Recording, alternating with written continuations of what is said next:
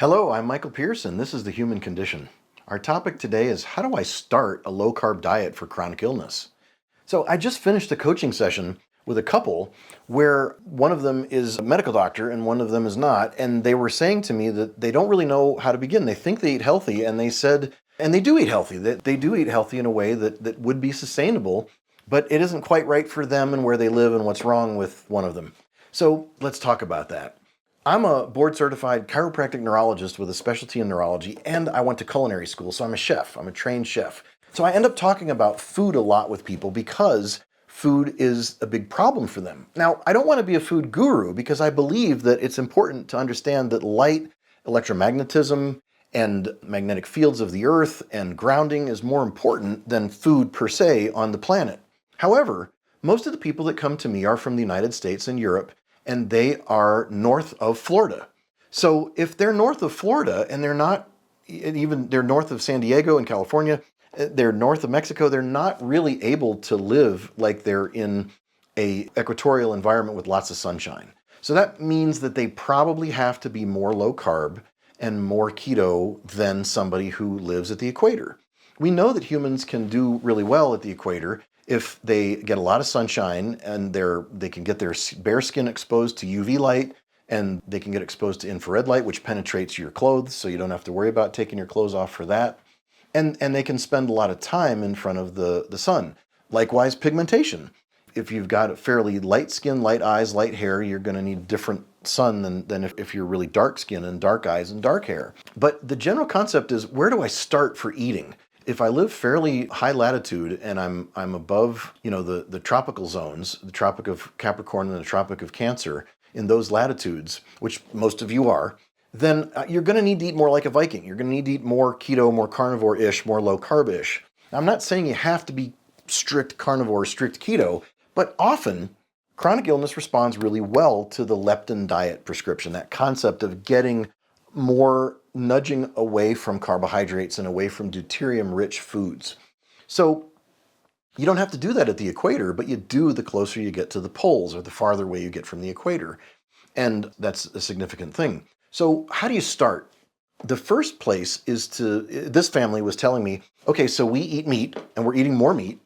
We're eating better carbs. We're eating less refined foods. We've cut out grains. We've cut out bread and pasta. We are eating almost no processed foods with labels on it. So I said, so what does that mean? So they said, well, we're eating chicken and steak and fish. We're eating bacon and we're eating shellfish. We're eating sweet potatoes, yams. We're eating green vegetables. And we're not having any grains and beans.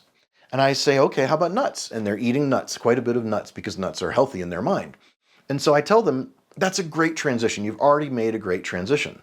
What that is a fairly high carbohydrate diet and a fairly high anti-nutrient diet.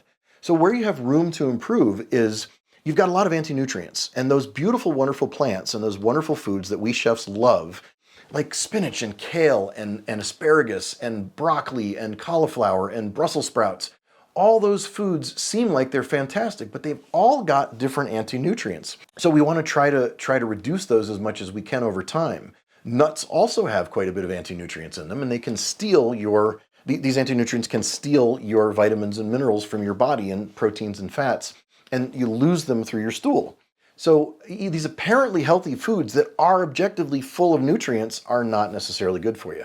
So what I tell people is, when you're cooking meat, we need to give you more fat. If we give you more fat, you won't crave all those vegetables quite so much, and you won't crave all those carbs.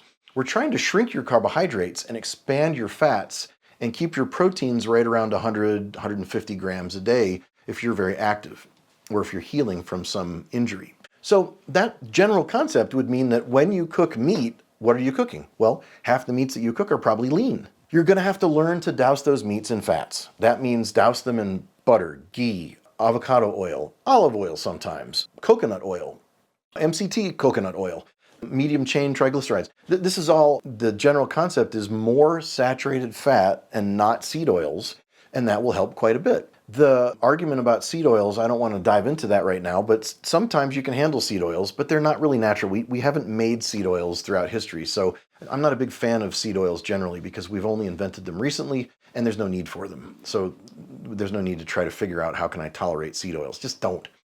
As you reduce your vegetables and green vegetables, as you reduce your carbohydrates in general, as you reduce your nuts in general, you'll increase your fats, and especially animal-based saturated fats.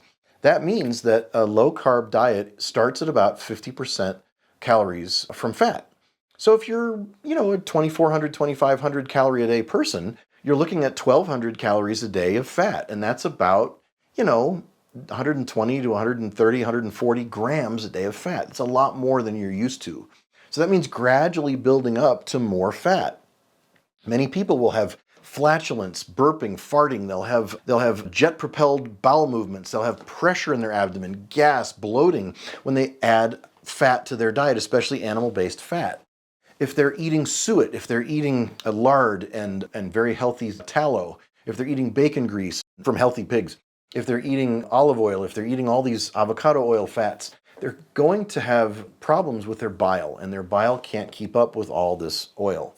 So I think it's very important for them to realize that where you start, it might mean a bile supplement. You might need to just keep your meat where it is, but add fat to it, cut your carbohydrates, and cut those vegetables, cut the fruits, cut the beans, cut the grains, cut the seeds, and get rid of the leafy green vegetables. And probably the last thing people get rid of are things like root vegetables like, potatoes, yams, sweet potatoes, and cabbages. And then also they begin to learn how to get rid of nuts. That's one of the last things people get rid of is full high quality nuts. And then as they get more fat in their diet, they don't crave those carbs anymore. They don't crave the crunch. They don't crave the mouthfeel. They don't crave that crunchiness anymore. It goes away. They also need to have plenty of salt. When a person goes into a low-carb diet, the kidney physiology textbooks are quite clear that adult humans need twice as much salt.